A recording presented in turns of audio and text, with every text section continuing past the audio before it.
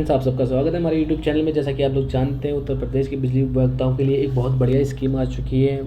इस स्कीम का प्रचार प्रसार काफ़ी टाइम से चल रहा है। ये 4 नवंबर को लेटर जारी हुआ था उस स्कीम के रिलेटेड।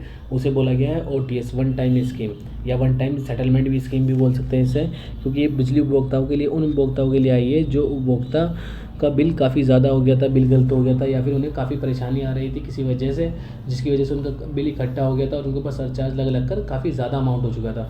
तो इसलिए इस बार UPPCL ने इस स्कीम को निकाला है। इस स्कीम के तहत आप लोगों को छूट मिलेगी, जैसे लिखा हुआ है, समस्त विद्युत भार LMV1, LMV2, LMV3, LMV4, LMV5 और बाकी सारी श्रेणियों को भी विद्युत भार पे मिलेगी, जो आपकी रहेगी। छूट चालू हुई है 8/11/2023, मतलब 8 नवंबर से चालू हुई है, और 31/12/2023 मतलब 31 दिसंबर तक चलने वाली है। जैसा कि आप लोग जानते हैं, ये जो लेटर आया था, ये 4 नवंबर को लेटर आया था, और पत्रांक की संख्या इसकी 4065 है, और ये स्कीम चालू भी हो चुकी है आज के टाइम में। और अभी हम देखते हैं इसके में कैसे कैसे छूट मिलेगी और कैसे कैसे नहीं मिलेगी।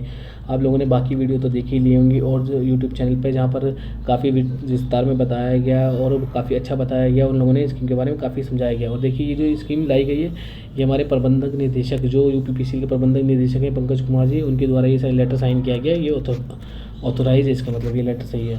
अभी हम चलते हैं आगे। देखिए, एक मुश्त समाधान योजना इसका नाम लिख रखा गया है, OTS वन टाइम स्कीम। अभी देखते हैं। ये देखिए, ये जो योजना है, इसे 3 पड़ावों में बांटा गया है। पहला पड़ाव जो है, प्रथम 3 पड़ावों में अवधि बांटी गई, 3 अवधियाँ। पहली अवधि जो है वो आपकी 8 नवंबर से 30 नवंबर तक है, और दूसरी अवधि जो है वो 1 दिसंबर से 15 दिसंबर तक है, और तीसरी अवधि जो है वो 16 दिसंबर से 31 दिसंबर है। अवधि का मतलब जितनी जल्दी आप अपने स्कीम में रजिस्ट्रेशन और प्रक्रिया शुरू करवा देंगे, उतनी ज़्यादा आप लोगों को LPS की और आपको सरचार्ज की छूट मिलने वाली है।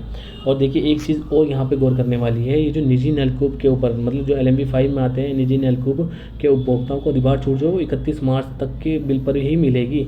31 मार्च के बिल से पहले नहीं मिले। 31 मार्च के बाद जो बिल बने हैं उन पर छूट नहीं मिलेगी, क्योंकि हो सकता है उनका 31 मार्च के बाद का बिल माफ़ किया जाए, इसलिए 31 मार्च 2023 तक के बिल पर ही छूट मिली है।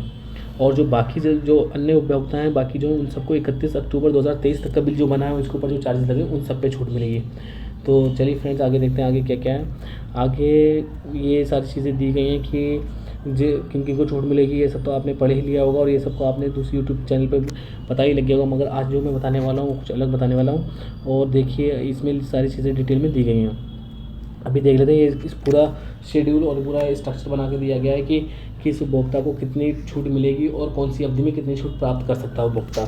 इसलिए लेट ना हो, जल्दी से जल्दी अपना रजिस्ट्रेशन करा के ज़्यादा से ज़्यादा छूट प्राप्त करें, क्योंकि सबसे ज़्यादा छूट सही मिलेगी जो सबसे जल्दी रजिस्ट्रेशन कराएगा, पहली अवधि में, पहले चरण में जो कराएगा। अब सबसे बड़ी चीज़ जो यहाँ पर दी गई है, इससे पहले वाली छूटों में कभी ना ये चीज़ आई है, और शायद आने वाली छूटों में भी इसकी कोई संभावना नहीं है, मगर ये चीज़ बहुत बढ़िया दी है।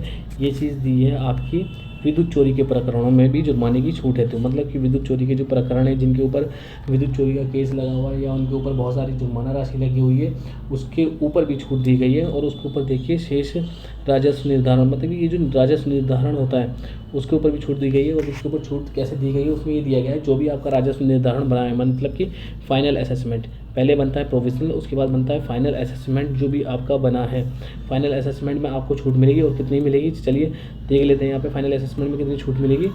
ये देखिए, सबसे पहले क्या होगा, आपको रजिस्ट्रेशन के तौर पर 10% की राशि जमा करानी होगी। ये देखिए, रजिस्ट्रेशन के तौर पर आपको 10% की राशि तो जमा करानी होगी।